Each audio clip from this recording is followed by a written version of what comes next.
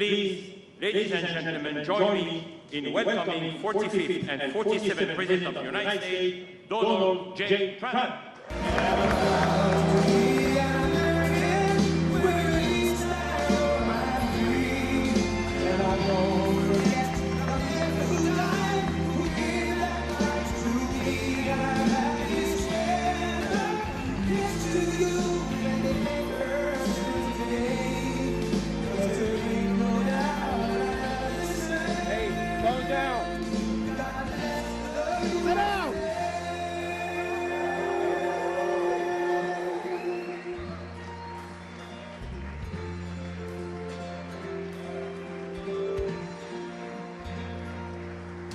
From the lakes of Minnesota to the hills of Tennessee,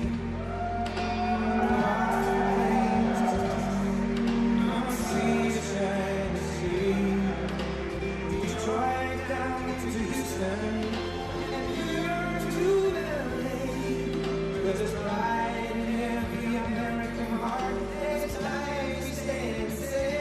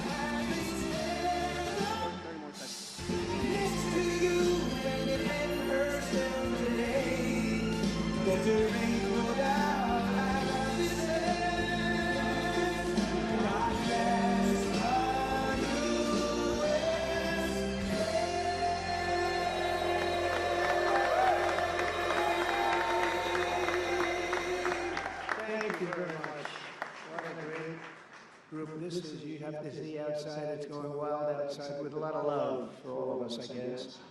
But thank you, Richard, for the introduction, and thank you to all for such a warm welcome. It's great to be back in beautiful Miami, where I've actually built a lot of great buildings with the Desert family and some others. We've had tremendous success in Miami. We have Trump Towers and Sunny Isles Beach. It's 4 beautiful buildings right on the ocean. The Trump Grande, put the little E in the end for a little, class it up a little bit. Trump Grande and the 700-acre Doral. It's a tremendous country club, and it's actually the most successful country club in the U.S., where I was just given approval to build 1,500 units, and I couldn't care less about building units. When you're president, who the hell wants to build units? I've been building units all my life.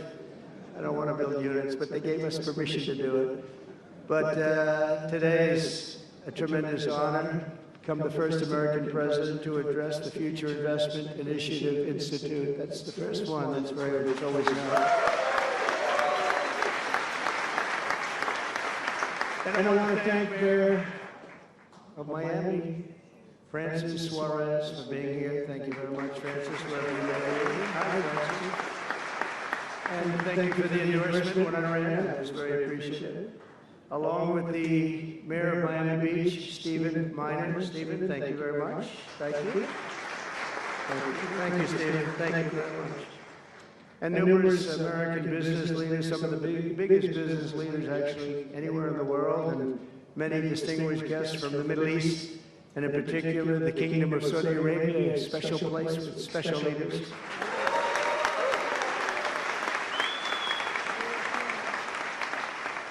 And including FII Institute Chairman and Governor of the Public Investment Fund, which is a seriously big fund.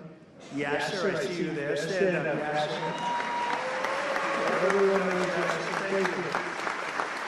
Great guy, great person. And Finance, Minister Mohammed, thank you very much. Thank you, Rick. Thank you very much. Good to see you again. That's a pretty good finance minister of that part of the world. That's not bad. Other parts of the world, not so good, but that one is good.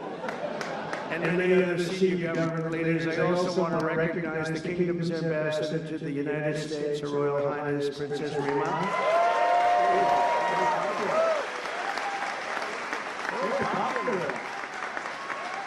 Wow, that's very nice. Sitting next to Elon. Wow, you couldn't do better than that, huh? As well as my own special envoy to the Middle East, who's really done a fantastic job, Steve Witkoff. Thank you. He's been busy. And Michael Waltz is here. Where is Michael? Michael's been so busy. They've been going back and forth and back. And, a woman who's just voted the most powerful woman anywhere in the world. I'm going to go with Princess Rima, but she was voted the most powerful woman anywhere in the world, Susie Wiles. Thank you. Most powerful woman, that's pretty good. We have to talk to you about that, Susie. It's pretty good. And also, we all know Jared Kushner, a very special guy. Thank you, Jared. Thank you, Jared. And Elon Musk. He's been making a little news lately, hasn't he? Very positive. Stand up, Elon. You're doing a great job.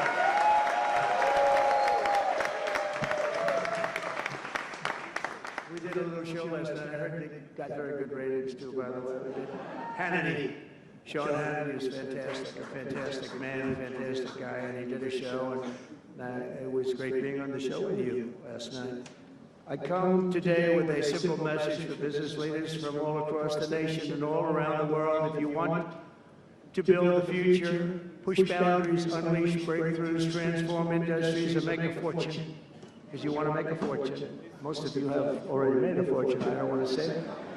There's no better place on earth than the current and future United States of America under a certain president named Donald J. Trump. I think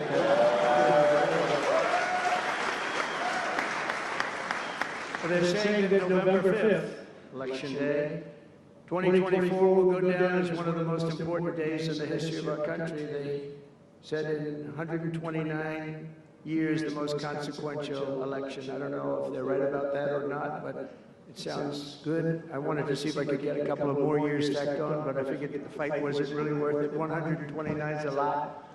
And as of January 20th, 2025, the dark days of high taxes, crushing regulations, rampant inflation, flagrant corruption, government weaponization, oh, I know about weaponization, and total incompetence will be gone forever. They'll be gone forever. Because the United States is back and open for business, and the golden age of America has officially begun. You see it happening. Since my election, America's economic engines have come roaring back to life in just a very short period of time. Think of it, from November 5th, the progress that's been made has been amazing. The NASDAQ is up nearly 10% in just a few months, and that's a lot. The Dow Jones Industrial Average is up 2,200 points, and Bitcoin is set multiple all-time record highs because everyone knows that I'm committed to making America the crypto capital. We want to stay at the forefront of everything. One of them is crypto, and Miami seems to be the center of the action, come to think of it, and maybe it'll stay there. Business optimism skyrocketed 42 points. Think of that in a single month, the most in history by far. That's the biggest increase in history by not even close. The ISM index of manufacturing activity surged into positive territory for the first time in many years. Amazing. And it was just announced, this is an interesting one, I didn't realize it was that bad for so long, but it was just announced by one of the nation's most historically accurate and respected pollsters, Rasmussen, that the number of Americans who believe our country is on the right track now exceeds those who think it's heading in the wrong direction for the first time in 20 years. Can you believe that? 20 years. And this is really a seismic 27-point swing from just before the election. Nobody's ever seen anything like that one, yes, sir, I want to tell you. That's a big one.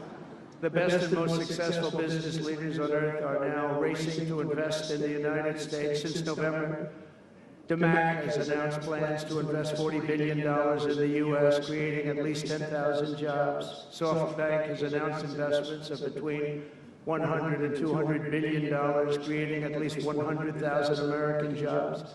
Oracle and OpenAI and SoftBank are now collectively committing $500 billion to keep the United States on the cutting edge of artificial intelligence, and so many more. I mean, so many companies that want to come to the White House and have a little news conference all the time. I said, why don't you just announce it? But they want to come, and I'll do that. I don't mind doing that. I say anytime they want to go 10 billion or more, I'm there. 10 billion or more. But on his recent visit to the White House, the Prime Minister of Japan announced he anticipates Japanese investment in the United States of well over $1 trillion, and we're working on an Alaska pipeline already, which is the closest point to Asia. And as you know, the ANWR, which we've started, Ronald Reagan couldn't get it approved. Nobody could get it approved for so many years. Couldn't get it approved. I got it approved. Actually, I got it approved twice. I got it approved and Biden ended it. That was a shocker. But we just got it approved again. And we're going to be, it's probably the largest deposit maybe anywhere in the world, just by itself. It's, they say, of similar size to Saudi Arabia, so we hope that's correct. But all of this is only happening because of the world-changing results of the 2024 election. We won the House, we won the Senate, the White House, and the Electoral College, and the popular vote in a landslide. We also won all 7 swing states, and all 50 states shifted in the Republican direction for the first time ever. So every state, every single state of the 50 states shifted Republican. It's never happened before. Either way, it's never happened. And 85% of counties voted for Trump. Think of that. So you have 2,600 counties versus 525. 2,600. Think of that. That's why when you look at the election map after it was all done, the certified map, the whole thing was red. 2,600 versus 500. It's a big difference. Nobody's seen anything like it, actually. So as a result of this very historic victory, investors from all over the planet once again have confidence in America's future and respect for America's leaders. And it's about time we get a little respect. The last administration was the worst and most incompetent in the history of our country, but we are moving quickly to fix every single disaster Joe Biden created and make America stronger and more prosperous than ever before.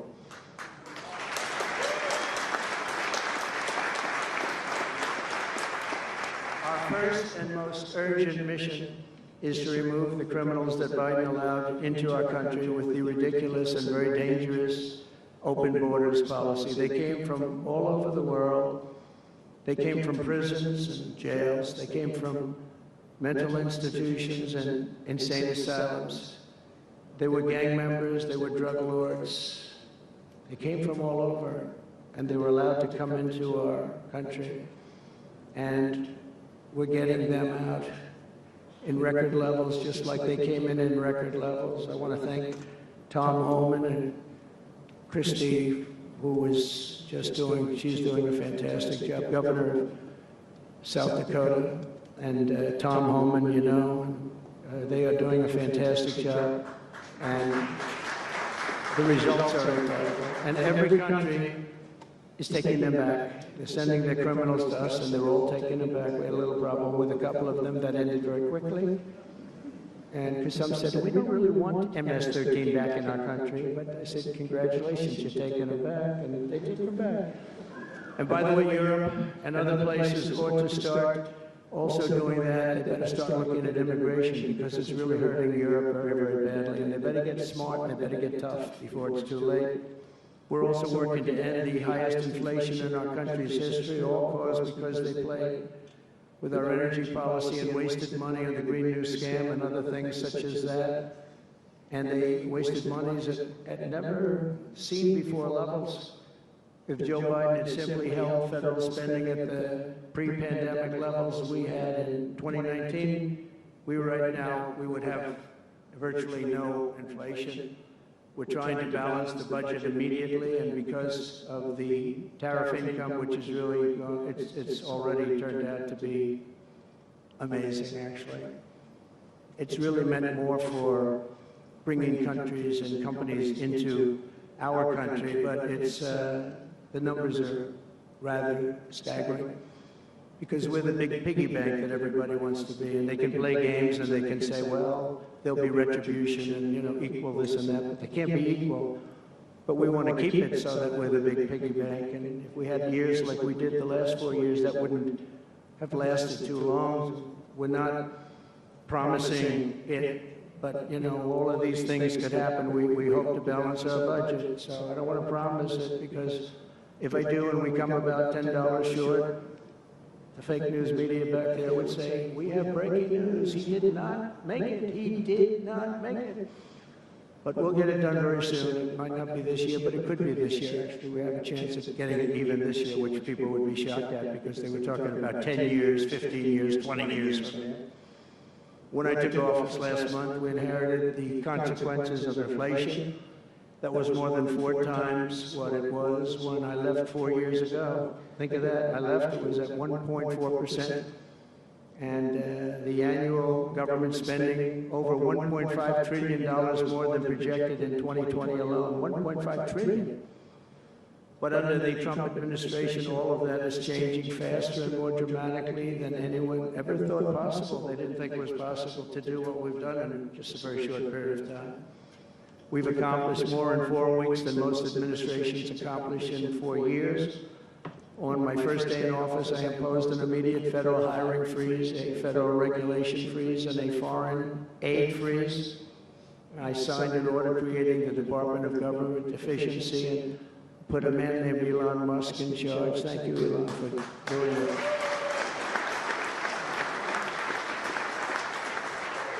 He's doing a great job. I wish you could have seen him last night. It's really, you know, he's a very committed person. He's a very serious person. And he's a very high IQ people. You know, I like high IQ people. Not all have to be, but, you know, it'd be nice to have some people up there that he's a seriously high IQ individual. Now, he's got his faults also, I will tell you that. But not too many of them, which is now really waging war on government waste, fraud, and abuse. And they're curbing inflation and saving taxpayers billions and billions of dollars every single day. And there's even under consideration a new concept where we give 20% of the doers savings to American citizens and 20% goes to paying down debt, because the numbers are incredible, Elon. So many billions of dollars, billions, hundreds of billions, and we're thinking about giving 20% back to the American citizens and 20% down to pay back debt and pay down debt, which is, if you look at value, if it were a real estate balance sheet, the debt is tiny, but we still want to pay it down. It doesn't matter. We don't look at it as a piece of real estate. It's America. We're going to get it down through intelligence, hard work, and as Elon said, a word called caring. You have to care. By doing this, Americans will tell us where there's waste. They'll be reporting it themselves. They participate in the process of saving money. So many of the men and women in this room, as an example, they pay tremendous amounts of taxes. And here are just a few examples of where your money was going before I came along. These are just some of the, just taken at random. Oh, there are much worse examples than this. I was just looking at them before the speech, and I can tell you there were much worse. And there are some that are horrible, but I don't want to really say them because they're very, very embarrassing to people. Very, very embarrassing. And they're really something, but you'll be seeing it and you will be reading about it. But just some taken at random, $2 million for sex change operations in Guatemala, $20 million for Sesame Street performances in Iraq. 20 million, that's a lot of money. You know, I know what it costs to do those things. You get a cast over for 50,000, give them a couple of bucks tip, that's it, not 20 million. 20 million. That's gone with the wind on steroids. The $101 million for 29 diversity, equity, and inclusion contracts at the Department of Education. Wow. And we've also canceled all of these, saved all of this money. And again, this is just a small sample. This could go on. I could read them all day. $520 million for a consultant. I want to know who is that consultant? To do ESG, that's environmental, social, and governance investments in Africa. $25 million to promote biodiversity, conservation, and illicit livelihoods by developing socially responsible behavior in Colombia. $40 million to improve the social and economic inclusion of sedentary migrants. Nobody knows what that even means. None of this stuff, everyone's trying to figure out what the hell does it all mean? $42 million for social and behavior changes in Uganda. 40 million is a lot of newspaper ads in Uganda. $70 million for research of evidence-based solutions for development challenges. $10 million for Mozambique medical male circumcision.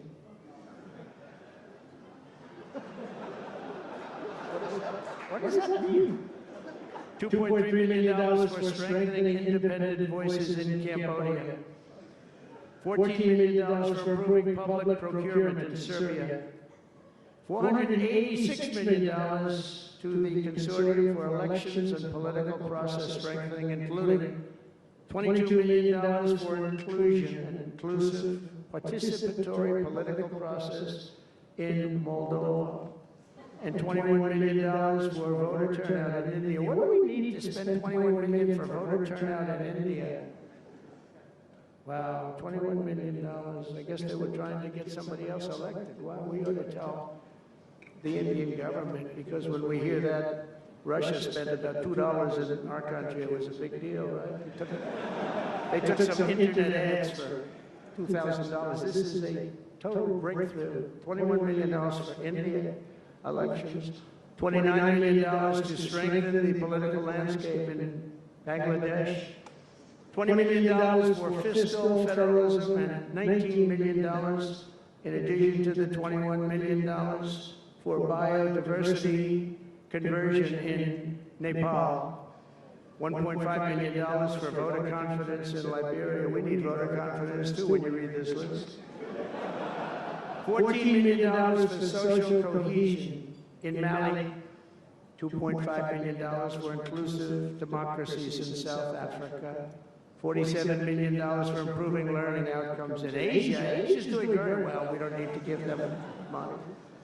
And in another program, $50 million plus another $50 million for condoms for Hamas. You know, $100 million for condoms. Condoms. Does everybody know what a condom is? For Hamas. $100 million. And these are just some. I could read this list all day long. I just don't want to bore you. But these are just some, and not nearly as bad as others. And some are just, I just don't want to say them because they're too incendiary. We're also finding tremendous abuse, waste, and fraud in Social Security. Social Security is what's happening there is going to be one of the great potential scandals in history. On the program, there are over 4.7 million Social Security numbers for people from 100 years old to 109. Think of that. Now, over 100, there aren't a lot of people that make it. Hopefully, most of the people in this room will make it. But historically, you don't have thousands and thousands of people. But listen to this. 3.6 million people are on Social Security rolls from the age of 110 years old to 119. Do you think there are really that many? Those people are seriously old. But it gets worse. 3.47 million. 3.47 million people are on Social Security from the age of 120 years old to 129 years old. 3.9 million people are on the age of Social Security from 130 years old to 139 years old. Now, the all-time record, I heard, is a woman who was 127 years old. That's the record. A woman from a certain country where they have actually people that live pretty long, actually. And she was 127 years old. That's pretty old, but we're topping her by millions. 3.5 million people from the age 140 to 149 years old. 1.3 million people are on Social Security from the age 150 to 159. And over 130,000 people are on Social Security over the age of 160 years old, okay? Including 1,039 people, think of it, over 1,000 people between the ages of 220 to 229. And one person between the age of 240 years old to 249. And the record topper, there is one person on Social Security who's 360 years old, which is approximately 110 years older than our country.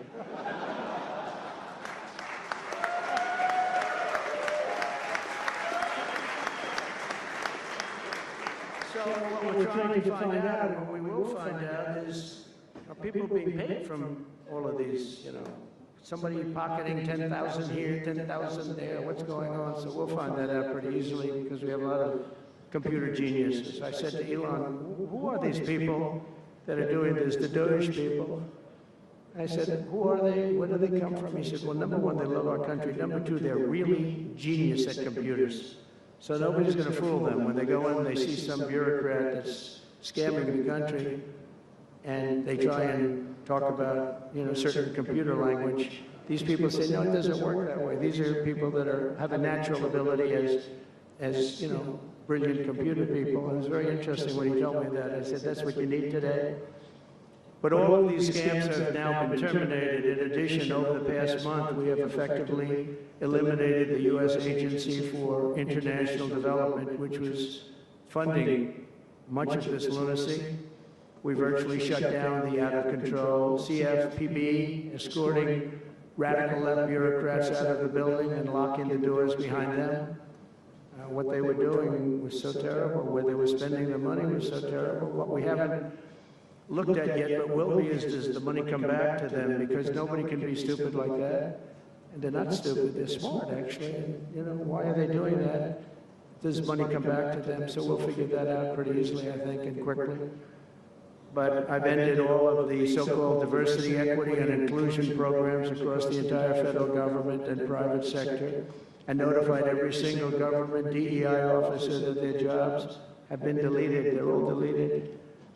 And it's interesting, even these companies that have tremendous amounts of money, a number of them just announced, Walmart, if you can believe it, they just announced that they're stopping. And, you know, these companies are running off like $220 million. How can you spend that much money no matter what you're doing? If you're teaching something, you're going to have an instructor. You're going to talk, you're going to give them a book. Please read the book. You know, then you find they spent $225 million on that. What's going on? And we were going in the wrong way. You know, military was really, although I tell you, you know, we defeated ISIS with our military in 3 weeks. General Raisin King he's some general, he's a real general, not a television general. And 3 weeks ISIS, and I asked him, and I saw some of his people that were so great, the soldiers. We have the greatest military in the world, but we don't have the greatest top leadership. That's why Afghanistan was such a horrible situation, so embarrassing, and so many other things. But when we want to, with proper leadership, there's nobody even close to us. We have the best equipment in the world. We make the best equipment in the world. But we have the best military. You know, we never fight to win. We fight to just keep it going forever. And when we fight to win, there's nobody that can even come close to us. But I was talking to General Dan Kane, we call him Raisin Kane, and I was told it would take about 4 years to defeat ISIS, and he did it in 3 weeks. I said to him, what do you think, General? how long will it take, sir? I think we should do it in less than 4 weeks. You're going to have time left over, and he did that. And we were told by the television generals it would take 4 years, so we did it. That's when I went to Iraq. I flew to Iraq, and late at night, the dark of night, all the windows closed, all the lights off in the plane, Air Force One. And we flew in, and it was pretty amazing. I'll tell you, we were landing, and there were no lights in the plane. Sir, we have to turn off all lights. I said, you mean we spend $9 trillion, and we have to fly in Air Force One with the lights off? And I went up to the pilot, said hello. And by the way, these guys are like central casting. These are the best-looking human beings. Everybody's like perfect. The most handsome people, the best-looking people you've ever seen with the flat tops and the whole thing. And I was a little concerned because the lights are off, and everything's off, and even the lights where he was were down, very dim, very, very dim, with all of the lights on the fancy dashboards of the plane, of Air Force One. We're getting a new Air Force One if they can ever finish the damn thing. I'm getting 2 of them, actually. But we may have to go a different route because it's taken them a long time. We're going to get military that's going to start building. We're going to get people to start building properly again in our country because they don't build properly. This was going. But we're up there, and I'm looking at these people, and again, I say, they look like Tom Cruise, but better. Stronger, tougher. And I like Tom Cruise, but these are better. And they said, are we okay, Captain? Yes, sir, we're fine. But I'm looking at it, I don't see any lights, and we're landing. And I'm used to that. I like to sit with the pilots a lot and respect the pilots greatly. And we're up there, and we have the computer. I call it the computer voice, where it goes 1,900, 800. It's feet. Your feet above ground, so that means you're very low. And I'm looking out, and my eyes are pretty good. I don't see any lights. And the computer goes out. It sounds like an intelligent individual. It goes 1,000. We're 1,000 feet up. It's a 10-story building. There's a big plane. And then it goes 900, 800, 700. I said, Captain, we don't see any lights. He said, is everything? Yes, sir, everything's fine, sir. We'll be landing in 3 minutes. And then it goes like 600, 500. Captain, we okay?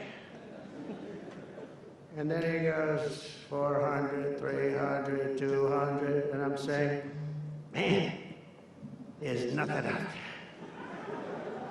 And then he goes, boom, perfect landing right on this thing. There are no lights on the runway. There's no, I don't know how the hell they do it, but I'm sure as hell glad we had somebody that knows how to fly.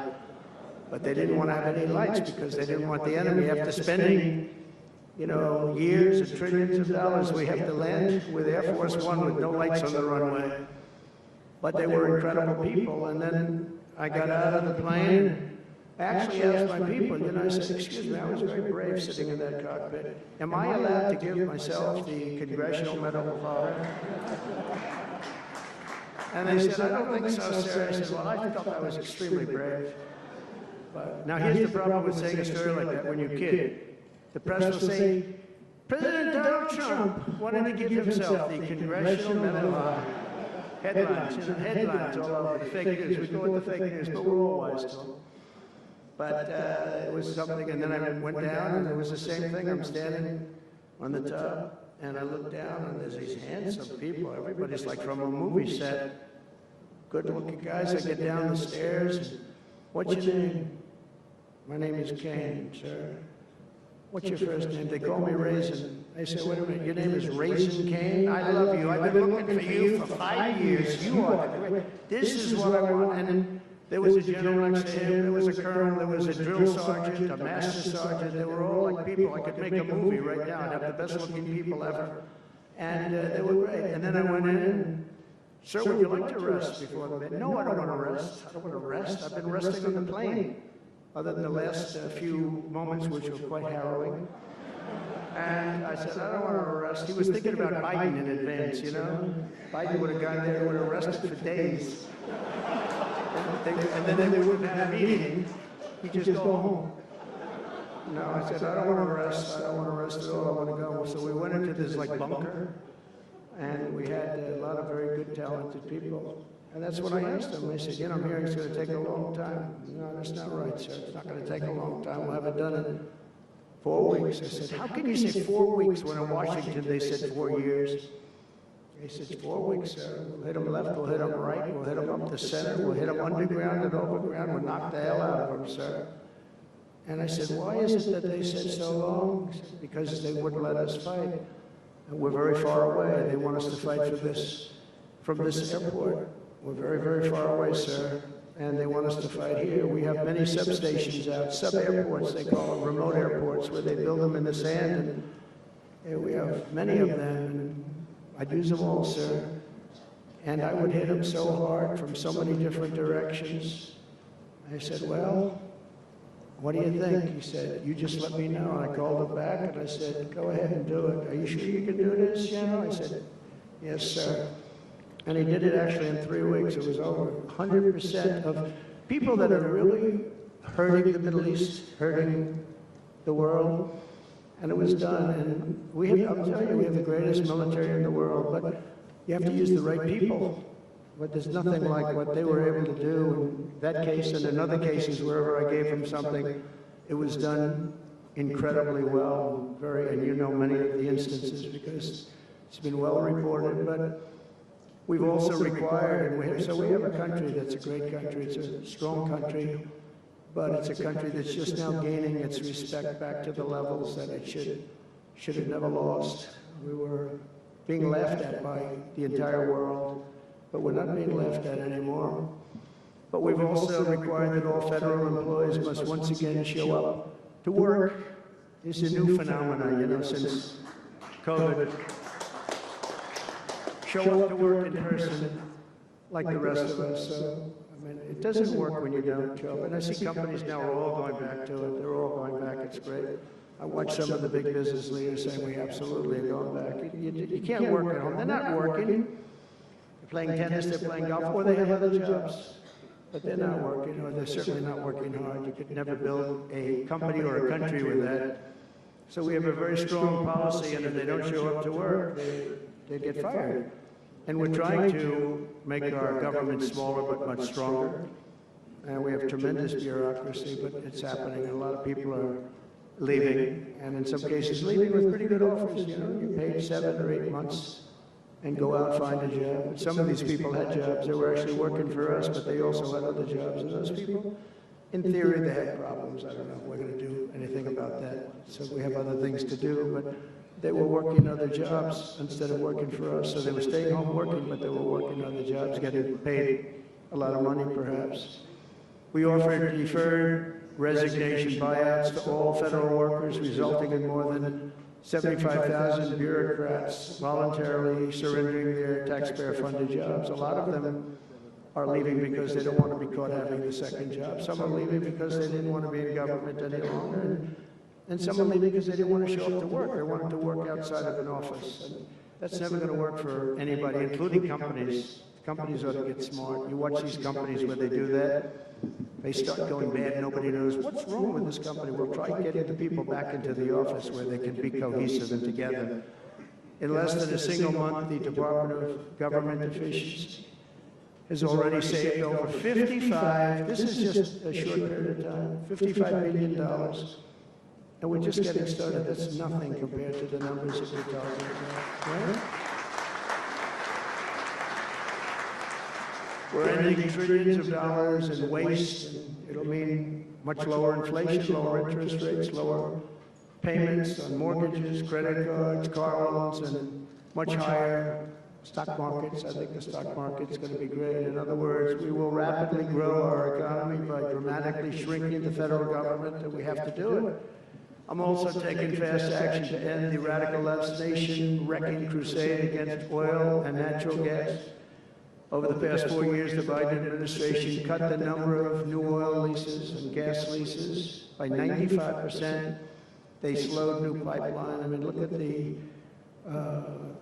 Dakota Access, they wanted that one knocked out. The Keystone Pipeline, they wanted that one knocked out. They ended the Keystone. We got the Dakota Access done. but it wasn't easy after they tried to stop it. They slowed new oil and gas pipeline construction to virtually a halt. They shut down 38% of active oil and gas rigs in the United States, but they let the wind turbines that go round and round and round. The wind doesn't blow, they got problems. They kill all the birds, they ruin the sightlines, they ruin the plains and the beautiful areas of our country, including the oceans, the lakes. They closed more than 50 power plants, all causing energy prices to skyrocket. You saw that happen. That's what caused inflation, pretty easy.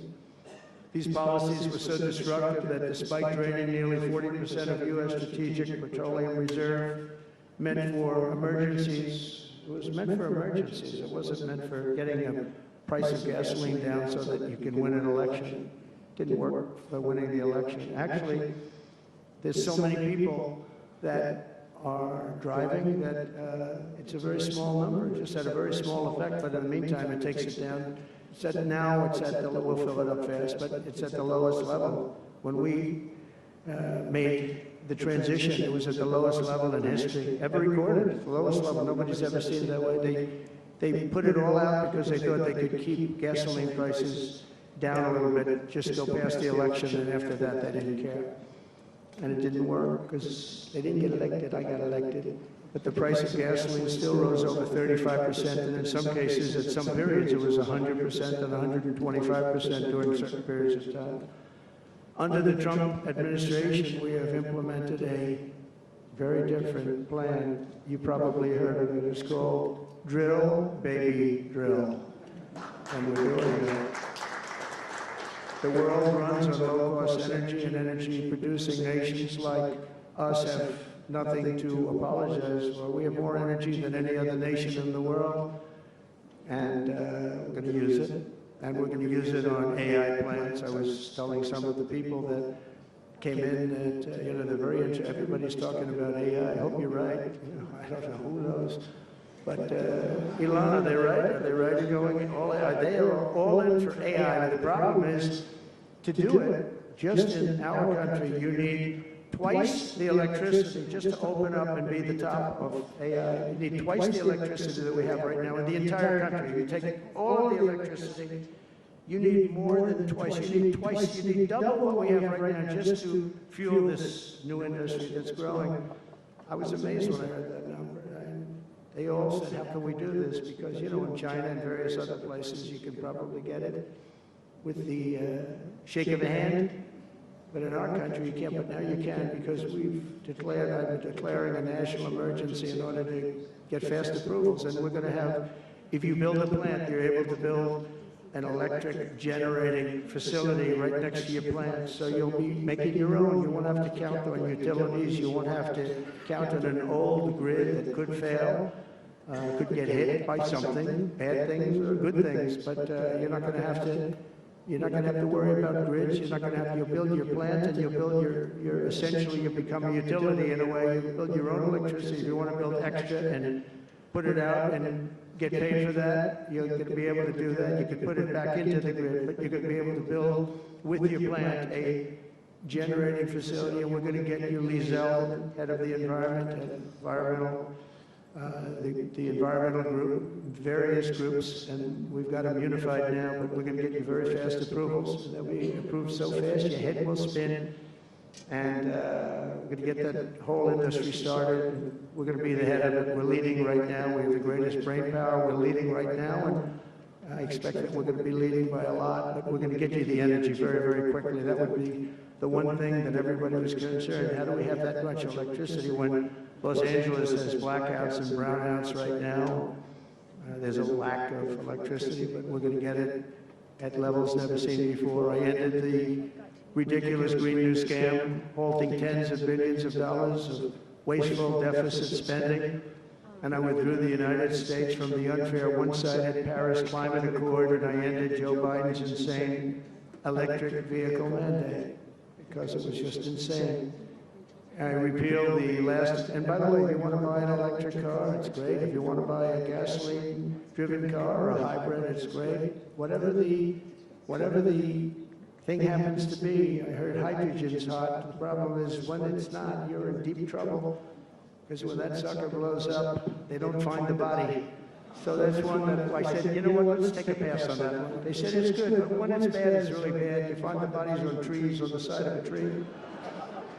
I said, I think we'll pass on that one, right? We're not going to want that one. But you never know, maybe someday it'll be good, but it doesn't sound like it's off to a good start. I repeal the last administration's very destructive natural gas export ban. And last week we approved our first new liquefied natural gas export license, and we have literally hundreds of people that want to export. I recently met with the Japanese Prime Minister, Shiba, to discuss large increases in American oil and gas exports. They want it so badly. They said we went to the Biden administration, they wouldn't sell it. They wouldn't sell it. Nobody knows why. Biden didn't know why either. They asked him, I don't know.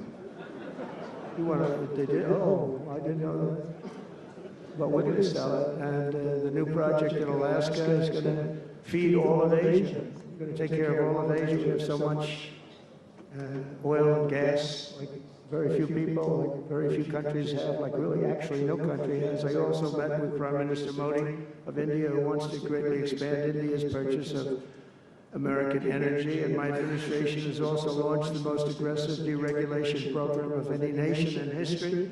Under my executive order, for every one new regulation added, 10 old regulations have to be eliminated. And you know, in our first term, which was actually an incredible success, we had the greatest economy in history until COVID, and even after that, we did great. The stock market was higher. If you think of it, it was higher after the fact. After we went through that whole thing, it was higher than it was just prior to COVID coming in, which is a pretty amazing thing. But we did a great job on that, but it was a terrible thing for the world. The whole world suffered. It suffered terribly, including China, including other countries. It was a terrible period of time. But despite that, we did well. But we had the greatest economy in the history of our country. And I think this time we're going to do even better. We were artificially hurt by COVID. We had to focus on that instead of focusing on, but just prior to COVID coming in, there's never been anything like what we did, what we achieved. And even after, we did very well, and especially considering what all of us had to do with COVID. Some nations were hit so badly, it's just unbelievable what happened to them. As part of our effort, I've signed executive orders to keep the United States at the forefront of artificial intelligence and to end Joe Biden's war on Bitcoin and crypto. We ended that war totally. That war is over. They were very hostile toward them until the very end, just because there's so many people on Bitcoin and crypto that just before the end, the SEC came out and they were being very nice. I was so nice to people because so many people were being indicted for no reason whatsoever. Very political group of people. All they did was they liked indicting people, but they were being indicted, and many of those indictments were dropped just before the election because they said, wait a minute, there's 100 million, 125 million people using this, and they didn't want to have, you know, all these people being voted against. But by the time they did that, it was too late. We had that vote entirely, I think. I think anybody smart that believed in that, and there are a lot of people believing it, anybody that was smart voted for Trump. And they pulled the indictments. So I see people that were indicted, I said, I saved your life. I saved your life. Because if they thought that, they actually thought that I was doing this, they said, why is Trump doing it? Is he doing it for political reasons? I don't do anything for political reasons. I do what's right. I want to be in the forefront of every industry. So I'll be working with the Republican Congress to pass the largest tax cuts in American history. And that includes, obviously, we have to extend the Trump tax cuts, which were, until now, the largest. We're going to dramatically cut taxes for families and for workers and for companies, including no tax on tips and hopefully no tax on Social Security and no tax on overtime. And that overtime one is a sleeper because I think a lot of people are going to be spurred on to do a lot of extra work. When they hear that, a lot of companies really like it, a lot of people really like it. The new Trump tax cuts will also include 100% expensing for new factory construction in the United States and anything else that you're going to buy with capital. If you buy something that is going to be good for our country, we're going to let you expense it, 1 year expense. And I did that the first time, and everybody said, "Can you go back to that?" Now you still get, I guess, 40% or whatever, but it, pares down. But we're going to bring that right up to the top level. I think that had a lot to do with the success that I had during my first term. I will substantially cut taxes for all domestic producers of oil and gas and just about everything else that they produce. In my first term, I brought the business tax down from around 40% to 21%, which everybody said was an impossible thing to do. I cut it from 40, it actually was State, he said it was much higher than 40, but I got it down to 21%, and now I'm bringing it down to a goal of 15%, but only if you make your product in America. In other words, you're going to be at 21%, but if you make your product in America, you're going to go from 21 to 15. If you don't, you're going to pay 21%, which is still lower than anything. So guys like Elon are going to come and produce great cars in the United States. There are a lot of people a lot of car companies are calling. They called me, three of the majors they called, and they said, we're looking all over the place, we want to be there. I'm going to be announcing tariffs on cars and semiconductors and chips and pharmaceuticals, drugs and pharmaceuticals and lumber probably and some other things over the next month or sooner. And it's going to have a big impact on America. We're bringing our businesses back. If they don't make their product in America, then they very simply, they have to pay a tariff. But if they do make their product in America, they don't have to pay any tariff, which will bring, it's all going to bring trillions of dollars into our treasury, or it's going to mean that there won't be any taxes because we want to have a fair base. If they don't have it, we don't have it. If they don't pay, if they don't charge us, we don't charge them. It's pretty simple. The Republican Party is once again the party of common sense. We're a party of common sense. We want strong borders. We don't want men playing in women's sports. We don't want to have transgender for everybody. We're the party of common sense. That's how we won the election in such a big manner. We'll no longer allow other countries to ransack and plunder our nation. That's why I have announced that we will soon begin imposing reciprocal tariffs on any country that engages in unfair and unequal trading practices. If they tariff us, as I said, we will tariff them at the exact same rate. So if a certain country, because some of these countries, even countries that I've already mentioned, are extremely aggressive with tariffs. Nobody knows that. European Union, they have a VAT tax that's devastating. It's very tough for people on the outside. Hard to sell cars, really impossible to sell them because they also have non-monetary tariffs that are very, very tough. But if you take a look at that, it's a very unfair situation. And the VAT tax is similar to the tariff. Around the world, I'm moving quickly to end wars, settle conflicts, and restore the planet to peace. I want peace, and I don't want to see everybody being killed. And you take a look at the death in the Middle East and the death that's taking place between Russia and Ukraine. It's been going on, and we're going to end it. There's no profit for anyone in having World War III, and you're not so far away from it. I'll tell you right now, you're not so far away. If we would have had this administration for another year, you would have been in World War III, and now it's not going to happen. In the Middle East, I've restored my policy of maximum pressure on Iran, designed to bring peace.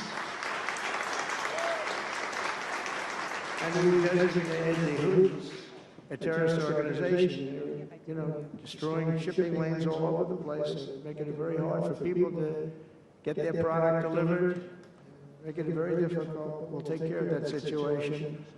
And we've secured a ceasefire in Gaza, and we're bringing in the hostages, and we're bringing them home to their families. Some of them are in pretty bad shape, I have to tell you. To end the horrible war in Ukraine, I've spoken with President Putin and President Zelensky, and our teams began negotiations this week in Saudi Arabia. I want to thank Saudi Arabia for that. That was so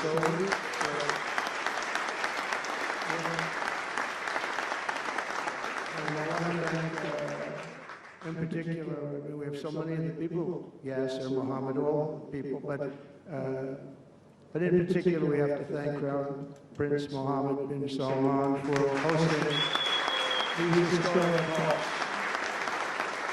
And talks that went very, very well. Steve was there, Steve Woodcock was there, and Michael was there, Michael Waltz and others, and they really went well. It's a big step. We've got to get that war over with. You have to see the people that are dying. I look at the pictures, the satellite pictures of the field. It's a level field, and it looks like a modern-day version of Gettysburg. And you know what that means. It is just carnage. It's horrible. And, you know, it's not American soldiers. It's not even soldiers from the Middle East in the case of Ukraine, Russia, but it's people, it's young people from Russia and Ukraine mostly that are just being decimated. It's flat fields. And a bullet goes, and a bullet only stops when it hits somebody. And the level of people being killed in that battle, soldiers, young soldiers, in some cases old soldiers, because they're running out of people. They're running out of soldiers, one case. But think of it, a modestly successful comedian. President Zelensky talked the United States of America into spending $350 billion to go into a war that basically couldn't be won, that never had to start and never would have started if I was president, not even a chance. And it didn't start for 4 years, never would have started. But a war that he, without the U.S. and Trump, will never be able to settle. They'll never settle that war without our involvement. That's why they did such a great job this weekend. That's why Saudi Arabia did such a great job this weekend in hosting. The United States has spent $200 billion more than Europe, and Europe's money is guaranteed. They get their money back. It's a form of a loan. Nobody knows that. I know that. I said, why isn't somebody saying, you know, we do it the same way? And we spend much more money. We have to equalize. But while the United States gets nothing back, so they get their money back, it's a loan. We just give our money. And we had a deal based on rare earth and things, but they broke that deal. But they broke it 2 days ago. We had a deal because they said, we're spending $350 billion, and Europe gets their money back in the form of a loan, and we don't. We're just giving the money hand over fist. That's the Biden administration for you. But they're no longer dealing with the same United States as they were dealing with a few months ago. Why didn't crooked Joe Biden demand equalization, and that this war is far more important to Europe than it is to us, and that there's a very big, beautiful ocean, a separation. This is, you know, we're helping Europe, we're trying to help Europe. On top of this, Zelensky admits that half of the money that we sent them is missing. They don't know where the money is. He said, well, we don't know where half of it is. That's great, wonderful. He refuses to have elections, slow in the real Ukrainian polls. I mean, how can you be high when every city is being demolished? It's hard to be high. Somebody said, oh no, his polls are good. Give me a break. Every city is being demolished. They look like a demolition site, every single one of them. And the only thing he was really good at was playing Joe Biden like a fiddle. He played him like a fiddle. That's an expression we use, yes, sir, to say that he's pretty easy, pretty easy. A dictator without elections. Zelensky better move fast, or he's not going to have a country left. Got to move fast. That war is going in the wrong direction. In the meantime, we're successfully negotiating an end to the war with Russia. Something I'll admit that only Trump is going to be able to do with the Trump administration. We're going to be able to do it. I think Putin even admitted that. Biden never tried. Europe has failed to bring peace, and Zelensky probably wants to, maybe he wants to keep the gravy train going. I don't know what's the problem, but he hasn't been able. He's very upset that he wasn't invited. He could have come if he wanted to, but that he wasn't invited to Saudi Arabia. But he's been working for 3 years. There's never been even meetings or phone calls to stop this war. It's a horrible thing. I figure Russia's lost 900,000 soldiers. I think that Ukraine's lost probably 700,000. And it's a terrible thing. You'll see body parts, bodies and body parts all over the field, all over. We see them through, very accurately through satellites. I love Ukraine, but Zelensky has done a terrible job. His country is shattered, and millions of people have unnecessarily died. And you can't bring a war to an end if you don't talk to both sides. You got to talk. They haven't been talking for 3 years. So we hope to see a ceasefire soon and to reestablish stability in Europe and the Middle East.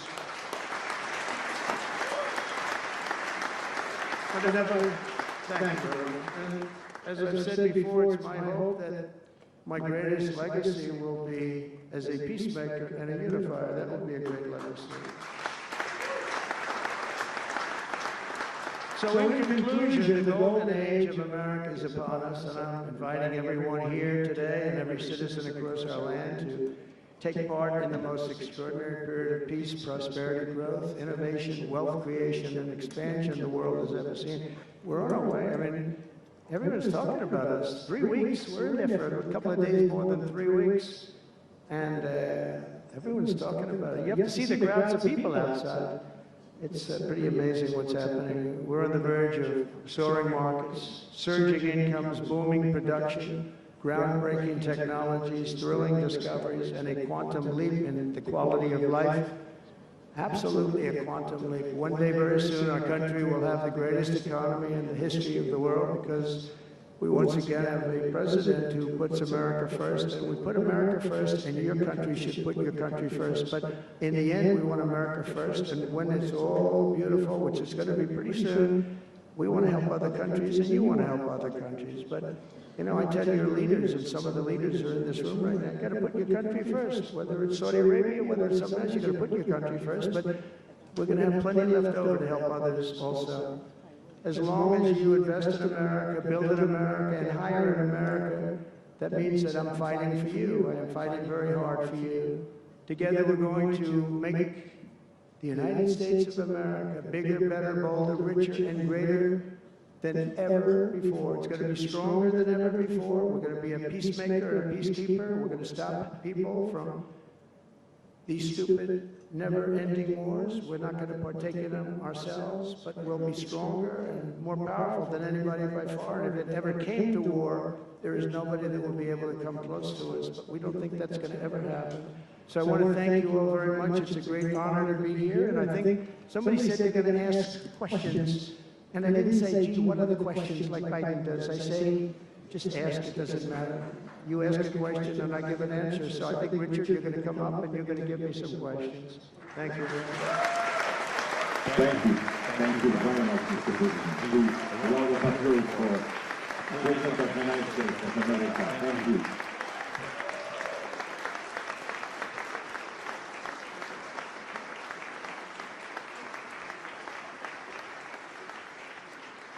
Mr. President, thank you for accepting to take a few questions. 20 years ago, I don't know if you will remember, we were under the same roof in Orlando and you were delivering an amazing speech in front of 3,000 sales reps, giving them the best advice to be successful. So what is the best piece of advice that you have ever received?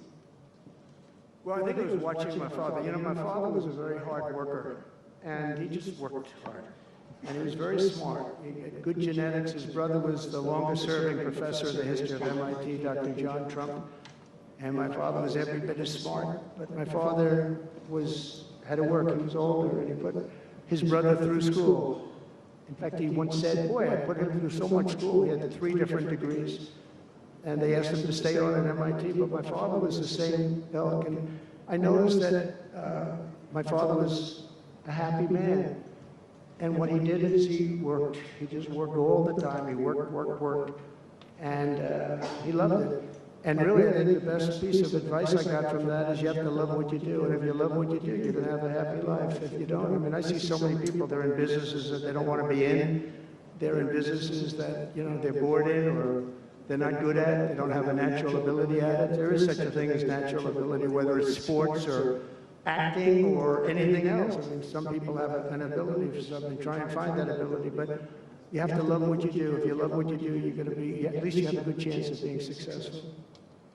Mr. President, it's almost time for an early dinner.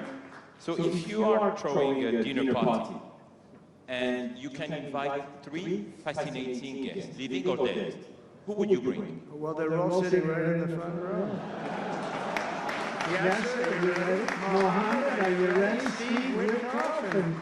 We have Mr. the most important person, at least until the World Cup is over, is here. Johnny, stand up. He gave the United States the World Cup. Johnny, thank you very much. I didn't know you were here. That's right. He's the king of soccer. That's not bad. And you've done a fantastic job. You know, but it's very interesting. when I was president, I got the World Cup, and I got all of the, we have the 250 anniversary, so that fell in this administration. That's a big deal, 250 years. But we have all of these things happening, and I also got the Olympics. And I was called by the mayor of Los Angeles, sir, would you call up the Olympic Committee, because it was at that time President Obama will not take their phone call, and we're going to get the Olympics in Los Angeles. And by the way, they've recommitted to Los Angeles at a level that, I was very worried about that. And they've, the opposite, somebody could have said, well, we're going to do it someplace else. Until they have actually recommitted, they're going to make it bigger and better than ever. So I'll let you know. But I had the Olympics. So I got the Olympics, I got the World Cup, and I said, and then 250, but that one I didn't get. But it was there, it was in this term. And I ran an election, and we did fantastic in 2016. We did much better. Millions and millions, tens of millions, but millions and millions of votes better. And bad things happened, and I didn't get that one. And I said, when I originally signed the Olympics, I said, I won't be able to even be president. And I got the Olympics, because if I didn't, when I spoke with the people, the organizing committee and the people in different parts of the world, they asked me to do it because the president wouldn't do it. I was president-elect, and I gave them a talk. I couldn't get them off the phone. They were starving for love. And the bottom line, they gave us the Olympics. And I said, isn't it sad I won't be president? Then we had the election result, and now I'm president for the Olympics and for the World Cup.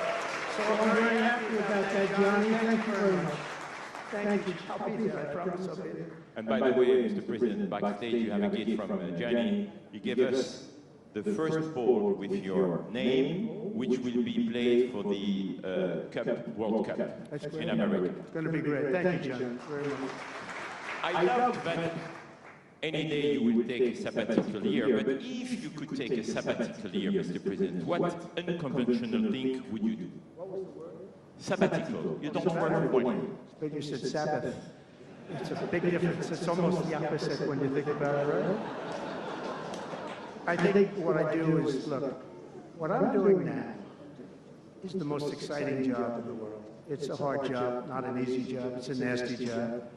It could be a lot easier with, I think that the news media has to straighten themselves out because people are getting it. They're losing tremendous popularity, and they've lost their prestige, and they've lost their credibility.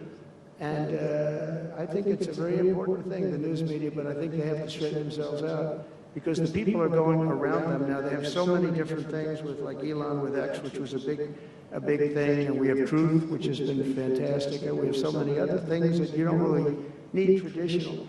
But I will tell you that there is just nothing I could do to enjoy my life, whether it's that or anything else that you ask, because this is the ultimate. I had to make a big decision, and it was a very risky decision, because if I would have lost, my life would have been a much different life. It would have been a very nasty life. They were going after me at levels that nobody's ever seen before. Not Andrew Jackson, not Abraham Lincoln. The historians say that the president that was treated the worst by far by the media and overall was Andrew Jackson. In fact, his wife died of heartbreak.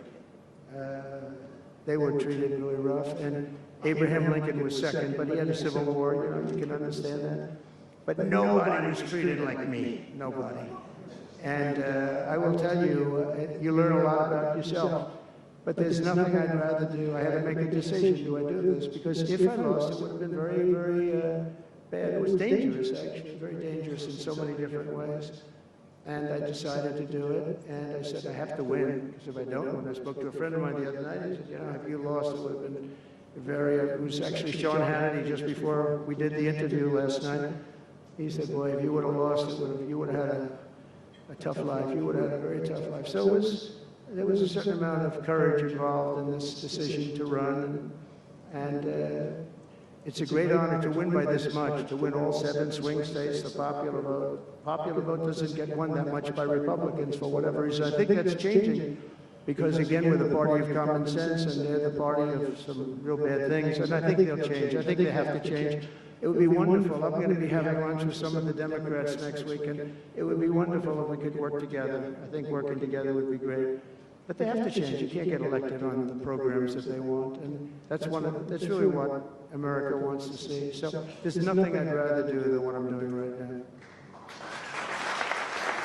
When we started this conference, Mr. President, when we started this conference, Yasser and I, his Wine Management Conference told us, I want that to be the place where people will come to understand where to invest in terms of geographies and sector. So, what is the best investment you have made in your personal growth, Mr. President? Well, I was involved in real estate for most of my life, and was, guys like Whitcoff will tell you I was really good at it, and I was successful at it, very successful at it. I've been involved in things prior to being president, but during the last 4 years, I followed sort of the trends, and I've made a lot of money with following some of these trends. And, it's, again, it's something that you do. I really believe that some people have instinct. I think I've always had an instinct for making money. I make money. And I went into show business. I had one of the most successful shows on television. I wrote books, and they were all bestsellers. Virtually every book was a big bestseller, some really big bestsellers. And so I don't know, it's whatever I do, I just want to make it successful. It's very important to me. There are many ways to make money. You can be in many different fields. And a lot of them is being in the right country. If you're in a certain country, our country is actually getting very bad, a very dangerous place, actually. Bad things were happening, but if you're in a certain country, you have a chance to do well, and no matter how good you are, if you were born into the wrong country, you're not going to make money. Now, you could do other things. You can attain power, I guess. Maybe it's the wrong kind of power, but it's power. But being in the right country, where you have the right incentives and, entrepreneurship, etc., and America has always been sort of at the top, or one of the top, but always pretty much at the top. But it was losing that position, and I think losing it rapidly. This last administration, look, I don't want to be, I wish I could say, I wouldn't have run. If I thought Biden was doing a good job, if I thought I wouldn't have run. Because as I said, it was very dangerous to run in a lot of ways. In fact, my ear will show that when you look at it close. My ear, I have that throbbing feeling every once in a while, but it was dangerous in a lot of different ways. But he was so bad that I had no choice but to do it. If I thought he was doing a great job, I wouldn't have run, and I would be very happy. I actually wanted him to do a good job. I was saying, do this, do that. I'm telling them, do things. They should have done what I said. But I would have been very happy not to have run, and frankly to have seen somebody do a good job. But our country was going to hell, and I really sort of had to run. If you were a historical ruler, would you prefer to rule during war or peace? Well, I want to be, again, a peacemaker, and I want to keep us out of war, but sometimes to do that, you have to have a very strong country, you have to have a very strong military. And as I said, we have a much stronger military than anyone would know. We have the best equipment, and I bought a lot of it. I rebuilt our military in the first 4 years. I rebuilt it. We gave a lot of it away to Afghanistan, to the Taliban. Stupidly, but that's a very small amount relative. It was billions and billions, but it's still a very small amount relatively to what we built. But I largely rebuilt our military. Now I'm going to have to do it again because so much has been given away, so much has been treated so badly. But to keep peace, you really have to, I have a thing, strength through, and I mean it, you really have strength, and you need the strength, but it's really peace through strength, because without the strength, it's going to be very hard to have peace, because you're going to be taken over, bad things are going to happen, so you really want to have peace through strength, and that's where I've been. Having strength, having power in that sense to protect yourself and your people is a very important thing. Hopefully you don't have to use that power. I will tell you, I was dealing with President Putin very successfully on denuclearization. We were talking about it very seriously. And then COVID came and lots of things came, and we had also talked to China about it. Now, Russia and us have the biggest nuclear by far. China is not close, but they will be close. In 3 or 4 years or 5 years, they'll be equal. But we were going to talk to China, and I spoke to President Xi about it very successfully. I think we were going to denuclearize it. We would have had to get the smaller nuclear powers, of which there are 4, 3 maybe, but 4 probably. To do something, we would have been able to do that. But I was having very strong talks with President Putin about denuclearization. And, you're president, you get presentations about what we're building, what we're having, the power of weapons, the power of many things besides weapons per se. What I saw the power of nuclear weapons, and we can never let that happen. If that happens, the ball game will be, the world will be destroyed. The power is so enormous. You look at Hiroshima, you look at Nagasaki, multiply that times 500 times, and the world would be destroyed. So you want somebody as your president, or you want somebody as your leader that understands that we just can't let that happen. We can't let other countries get nuclear weapons. Not only Iran, Iran is a good example, and maybe the one that people think about, but we can't let that happen. The power of weaponry today is so enormous that the world would disintegrate, so we can't let it happen. Mr. President, if you had to describe the United States of America in just 3 words, what would they be? In 3 words? 3 words. Love, respect, and strength. That's a tough question. That might be my best answer, Russell. That reminds me of high school. That may have been the toughest question, actually. Do you think Joe Biden could have done that? I don't think so. I don't think so. We're almost at the end, Mr. President, but talking about the United States of America, what is one cultural habit in the US business that the rest of the world could learn from? What is the best practice that Well, I think we love our families, but I think a lot of the world loves their families. I was speaking to the head of Mexico because I complain constantly about people pouring in. Now our border is the strongest border we've ever had. We've gone from the worst border ever in history to the strongest border. But I was speaking to the president of Mexico, a very wonderful woman actually, and I said, we were talking about drugs, you can't let people come through your country, you come into the country. You know, I was not that nice, but they understood what I was saying. And she said something that really got me. She said, I said, you're not a big drug taking nation? And she said, no, we are not a consumer.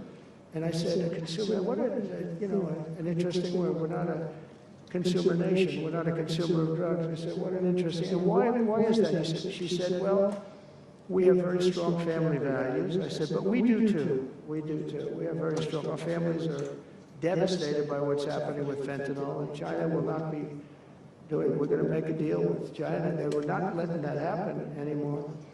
And I had a deal, by the way, before I left.